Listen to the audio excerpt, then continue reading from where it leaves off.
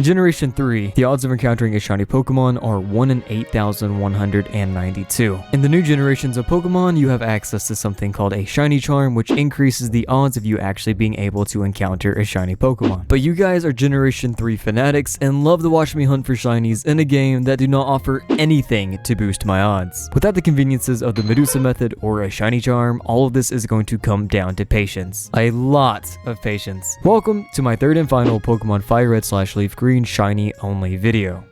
Probably. The rules for this one are pretty simple. I need to have a full team of 6 shiny Pokemon before entering the Elite Four. Every Pokemon must be shiny, obviously. That means no non-shiny HM users. I can't use any items in battle, and I must play on set mode. These videos take a very long time to make, so if you guys do want to see more like this, make sure to subscribe. And without any further ado, let's get into it. Here we are once again back in Pokemon Fire Red. Last time I did this, I chose Bulbasaur, and the time before that, I chose Squirtle. So this time, it's time for Charmander. The downside to this is that Charmander is going to be a lot worse at early game compared to Squirtle and Bulbasaur. Resetting for Charmander was a very annoying task. I was able to get around 10 to 11 resets a minute, which honestly isn't too bad, but it still took a very long time to do. I was getting around 660 resets an hour, roughly, of course, and after many hours and almost 17,000 resets, I end up getting my shiny Charmander. Shiny Charmander does look pretty cool, but we all know its final evolution looks a lot cooler. The rival battle ends up going as good as you would expect, and I end up winning solely because my Pokemon is shiny and his is not, and we all know shiny Pokemon have better stats than non-shiny Pokemon. I head to the Martin town, get this item for Oak, return it to Oak, get a Pokedex, and then I'm off to Vermilion Forest Town City, home of the Rock-type gym leader, Brock. And to say this did not go well is an understatement. I am at level 14, so I do know Metal Claw, but the Onix was just not having any of it, and the only way I was able to win was to just brute force reset on this battle until I get the best possible RNG, which eventually did happen. I ended up getting an attack boost from Metal Claw as Onix missed a Rock Tomb, and then my next Metal Claw was a critical hit, so that went really well. And after showing off our insane skill, we get the first gym badge.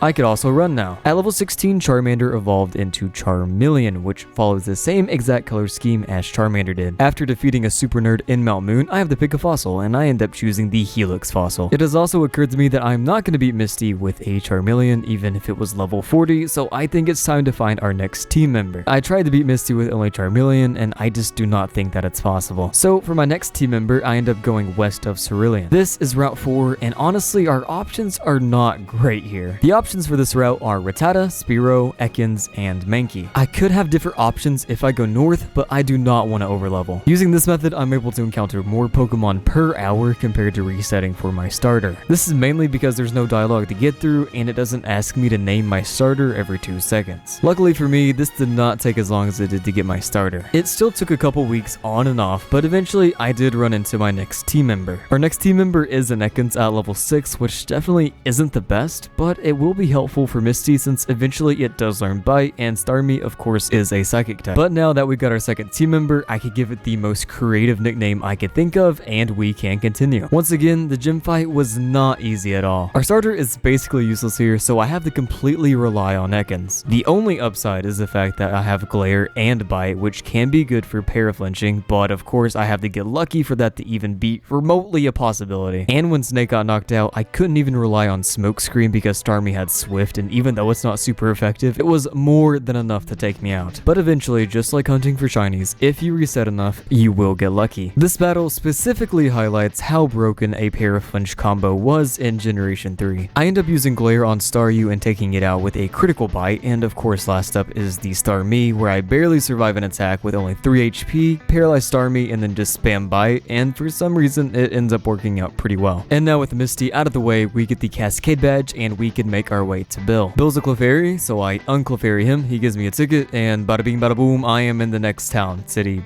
thing. I soon arrive at the SSN where I can get the HM for Cut, which I am not teaching my Charmeleon. And even though Snake evolved into Bigger Snake, it could not learn Cut either. The rival battle on the SSN is not even worth talking about, as I just paraflinched literally everything. And even though I get the HM Cut from the captain, that doesn't mean I actually have a Mon I want to put it on. And even if I do end up looking for another team member, there's no guarantee that that Pokemon will actually be able to learn Cut. Initially, I really wanted a shiny Diglett, but because of Arena Trap, I realized that this just was not not possible. At first, I didn't mind that they had Arena Trap, I just planned on KOing every single Diglett that I saw, but it was giving me way too much EXP, and I was pretty sure I was going to reach level 100 before I actually found a shiny Diglett. I may have not found a shiny Diglett, but what I did find was absolutely crazy. I found a message from today's sponsor, Bai. If you've ever used American sites to buy anything from Japan, you've probably noticed a huge price spike. This is where Bai can come in and save you a lot of money. Bai is a service that places orders or bids on your behalf on Japanese shopping and auction sites and ships them straight to you without any insane price increases. This includes sites like Rakuten,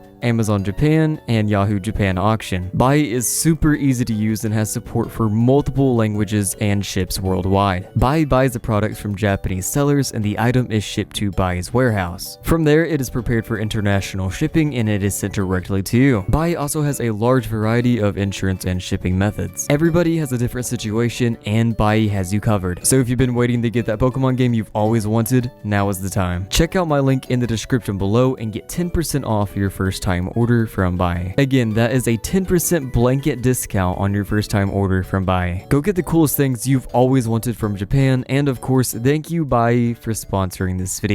Eventually, I decided to hunt for my next team member on Route 6, which is just north of Vermilion City. On Route 6, we could either get a Pidgey, a Meowth, or an Oddish. Again, these are not great options, but as long as it could learn Cut, I really don't care. And finally, for the first time that I could ever remember, I found a shiny below odds. Assuming I did my math right, I got this at almost exactly 8,000 encounters, and it ended up being a shiny Oddish at level 15. I looked it up, and yes, Oddish can learn Cut. After paralyzing Oddish, it only took a few Pokeballs to catch it, and I ended up nicknaming it Yeah. Also, Vileplume is a super good Pokemon, so I'm actually pretty happy I caught this. Now with Oddish on our team, we're able to take on Surge, who leads off with a Voltorb at level 21. Voltorb goes down with only 2 bites as Surge sends out his next Pokemon, which is a Pikachu at level 18, who takes a lot of damage from Bite. Surge then goes for a Super Potion, bringing Pikachu back up to full HP, but a couple more bites and it ends up going down. Last out is Raichu, so I send out Charmeleon and go for Ember, and he ends up going for Double Team, which is extremely cringe, but luckily my less cringe strategy of going for Ember is enough to take it down. And for the first time, I finally have an easy gym battle. And now that we have the Thunder Badge, it is time to take on my favorite part of the entire game, Rock Tunnel. All jokes aside, this was extremely easy to get through, and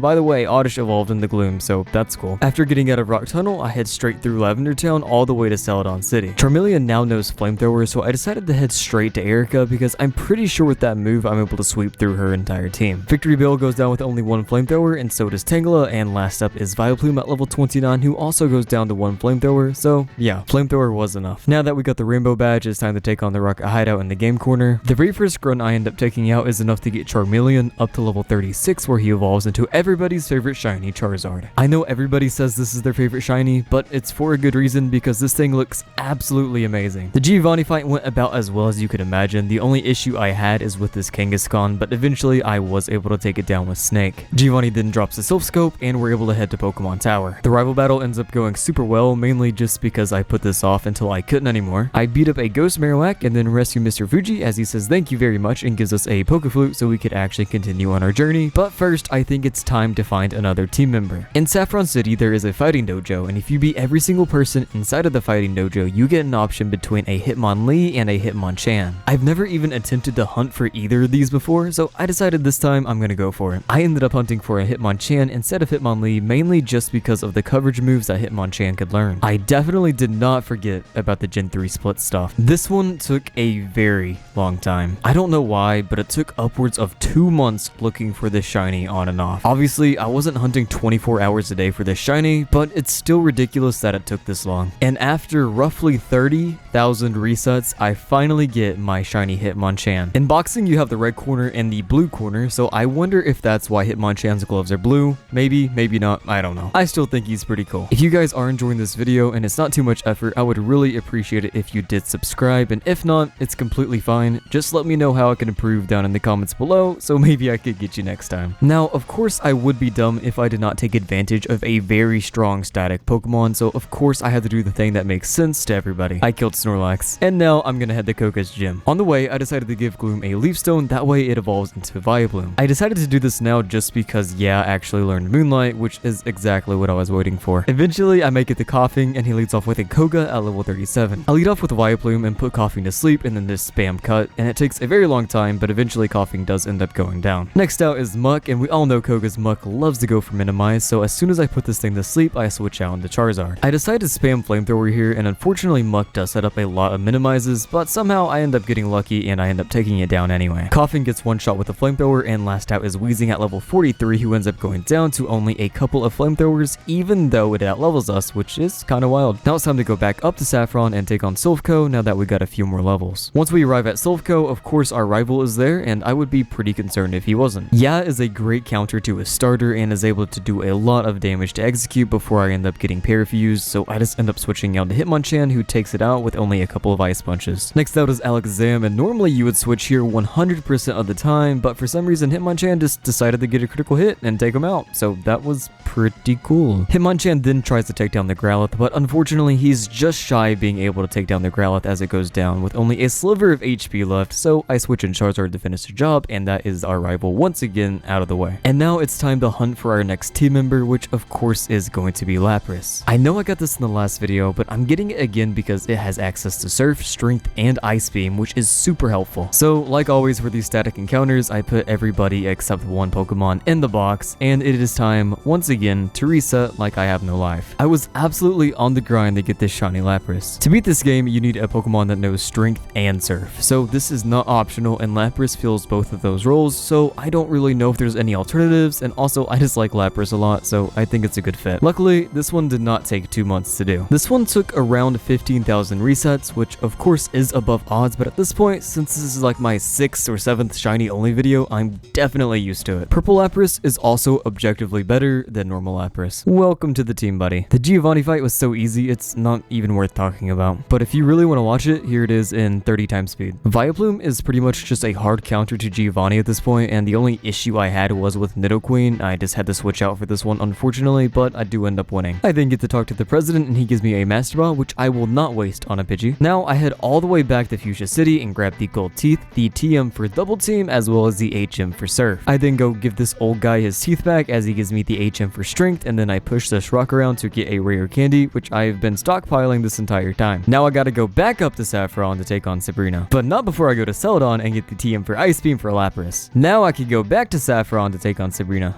I think. So this battle actually ended up being really good. She leads off with a Kadabra at level 38, and I lead off with Lapras just to try to do as much damage as possible, and it actually ends up KOing the Kadabra and doing some good damage to Mr. Mime. Mr. Mime then goes for a Barrier and then a Baton Pass into Venomoth, which is just so wild to me. So I just decided to switch out into Charizard here because I know Charizard could easily take this thing out, and I don't have to worry about it getting healed up, and it's also able to take down the Mr. Mime as well, leaving her to her last Pokemon, Alakazam, which just destroys my Charizard. I send out Snake just to try to do some damage to this thing, and I do end up getting a Bite Off before going down, and I decide to send out Hitmonchan next, which actually surprisingly does some pretty good damage, but unfortunately Alakazam does get healed up. Hitmonchan then goes down to a Psychic, so I send out and I end up going for Sleep Powder here after taking a Psychic, which does a lot of damage and almost KOs me, leaving me with only 4 HP. Luckily, Sleep Powder does connect, so I do have at least a turn to figure something out. I go for Petal Dance, knowing it's probably not enough for a KO as Alakazam gets woken up by a full heal. But luckily for me, Petal Dance is actually a critical hit, and it takes down Alakazam. I guess that went as well as it could considering the circumstances. Next up is Blaine, and I was not teaching Fly to Charizard, so for the first time ever in my entire life, I decided to go to Cinnabar Island without using Fly. Normally, you just fly to Pallet and then you surf down,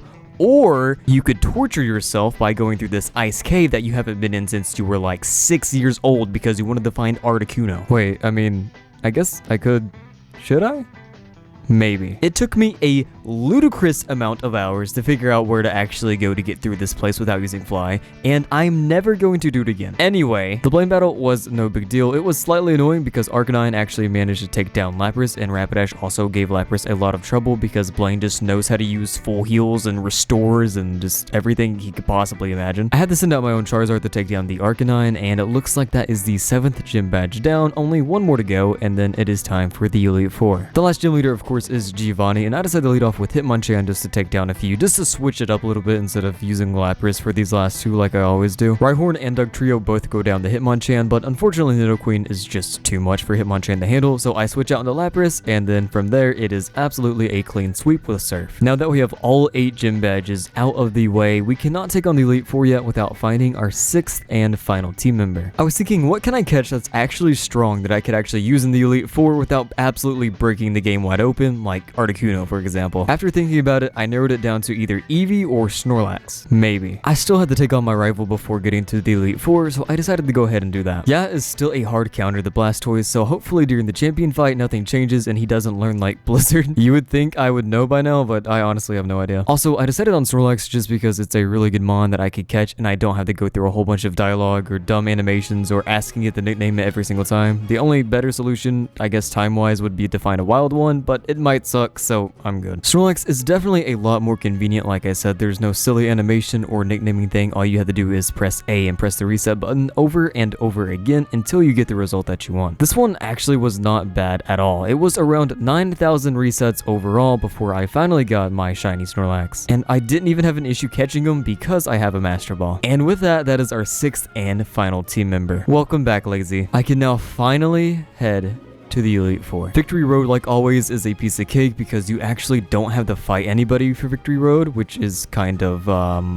odd. Regardless, now that we're out, we're able to train up our team and take on the Elite Four for the final time, only using shinies. This is going to be the final team and movesets going into the Elite Four. I worked with what I had, and honestly, it could have ended up a lot worse. I tried to give Arbok like really good moves, but the only useful thing I probably put on him is Toxic, but yeah, I tried. Anyway, without any further ado, let's get into it. First up, of course, is Lorelei, who sends out a Dugong at level 52, and I decided to lead off with Yeah, because I thought it was a good idea, but I got crit by Ass Beam, and Yeah ends up going down almost immediately. I send out Hitmonchan next and go for Brick Break, which is enough to take down the Dugong, and next up is the Slowbro at level 52, and I really didn't know who to switch out into here, so I decided eventually on Snake. I end up going for everybody's favorite move, Toxic, as I get put to sleep because of Yawn. Unfortunately, after a couple of Surf, Snake ends up going down, so I decide to send out Lazy. I go for Headbutt here, and luckily it is enough to take it out, and Cloyster is next up at level 51. I end up going for Yawn, as Cloyster ends up setting up Spike, so I switch out into Hitmonchan once Cloyster falls asleep, and then I just end up spamming Brick Break because Lorelei loves to use full restores. Next out is Jinx, who takes down Hitmonchan with an Ice Punch, so I send out Charizard and go for a Flamethrower, which absolutely destroys it, and last up is Lapras. And all it took to beat Lapras was a little bit of luck and Flamethrower. And now with Lorelei out of the way, next up is everybody's favorite Elite Four member, and the strongest member, by the way, Bruno. First out from Bruno is an Onix at level 51 who gets decimated by Petal Dance, and next up is the Hitmonchan at level 53, not as cool as mine because mine has blue gloves, but he is able to confuse Yeah and take him down. I send out Charizard next, and I honestly think I'm gonna decimate this thing with Wing Attack, but it ends up hanging on with literally 1 HP and hits me with a Rock Tomb, which lowers my speed and does half my health. At this point, I think Machamp's going to eat me alive, so I switch out into Snake here, and I get hit with a critical hit right away, and I decide to go for a Screech to lower Machamp's defense, so maybe I could end up doing some damage with Hitmonchan. Brick Break ends up getting a critical hit here, but Machamp does take me down with a cross drop, so I send out Charizard again, knowing this thing's... Wait, it didn't get healed up, what? After Bruno lets his ace die, he sends out Hitmonlee and takes down Charizard with a Mega Kick, which is the first time in a long time that Charizard actually went down, so I just send out Lapras to finish up the rest of the battle, and that is Bruno out of the way. Next up is Agatha. Agatha leads off with her most annoying Gengar at level 54 and ends up going for a double team, of course, and unfortunately Lapras isn't able to do just over half HP with Surf, so Gengar ends up getting healed up, and then it goes for Toxic, and it's just not looking great for me, but it gets greedy and goes for more double teams, so it's able to get taken out with only a Surf. Golbat then takes down Lapras with Air Cutter, so I switch out into Lazy. I thought Lazy would be able to take down Golbat, but I get confused and Lazy ends up hitting itself in confusion a lot, so I have to switch out into Charizard. Golbat goes down to a Flamethrower, and next up is Arbok at level 56, who hits me with a Screech before going down to a couple of Flamethrowers. Next out is Gengar, who does a lot of damage with Sludge Bomb, but it does get taken down with only a couple of Flamethrowers, and the same thing happens to Haunter. Charizard definitely came in clutch there, but I'm not so sure he could do that with Lance. Lance leads off with a Gyarados at level 56, and I lead off off with Hitmonchan and go for a Thunder Punch just to try to do a little bit of damage of Gyarados. That didn't do any damage because of the Gen 3 special physical split stuff. So I am able to switch out into Lazy relatively safe, and I'm able to set up a rollout, which eventually is able to take down the Gyarados, and it's able to one-shot the Aerodactyl. I'm pretty sure if I was able to move first there, I would be able to one-shot the Dragonite. Dragonite moves first and takes down Lazy, and then it's able to one-shot Snake with a Hyper Beam, but not before I get a Toxic Off, and Lapras comes in to clean it up with an Ice Beam. He also cleans up Dragonair with an Ice Beam, and he also cleans up Dragonair with an Ice Beam. And with that, Lance is taken care of, and the only battle left in the entire game is with our rival. Here we go. Initially, the plan was to lead off with Snorlax, and Snorlax take down Pidgeot with a rollout, but this did not go to plan at all. I end up only connecting with one rollout, and then I get hit with a Sand Attack, and I miss literally everything else except one crit, which gets completely healed off with a full restore, so I just decided to go for rest here, healing up, and my stats are absolutely a mess after that Feather Dance, so I end up switching out into Snake. Pidgeot unfortunately just destroys Snake here, so I just end up sending out a Lapras, hit this thing with an Ice Beam, and it is enough to take it out. For some reason, his next mon is Rhydon, who just gets one shot with Surf, so that was a little bit odd. Next out is Exeggutor, which is also again a little bit odd because it goes down with only 2 Ice Beams, and next out is Alakazam at level 57. And Lapras finally has met her match as she eventually ends up going down to a Psychic by Alakazam. As soon as the Reflect wears off, I go for Headbutt, and it's enough to take down Alakazam, but next up is Arcanine at level 59, so I decided to set up a rollout, which actually turned out really well. Even though Arcanine gets healed up with a full restore, another rollout brings it right back down in the red, so it's forced to go for extreme speed to take me out. I send out Charizard to finish off the Arcanine, and last up is Blastoise, and I just decided to go for a Flamethrower here, knowing unfortunately Blastoise will take down Charizard with one Hydro Pump. But with that, I'm able to get a safe switch into where I'm able to put Blastoise to sleep and use Petal Dance to take down Blastoise, beating the game with only shinies. If this video somehow gets me to 70,000 subscribers, I will do this again in any game that you guys choose, but until then, that's it. Bye bye.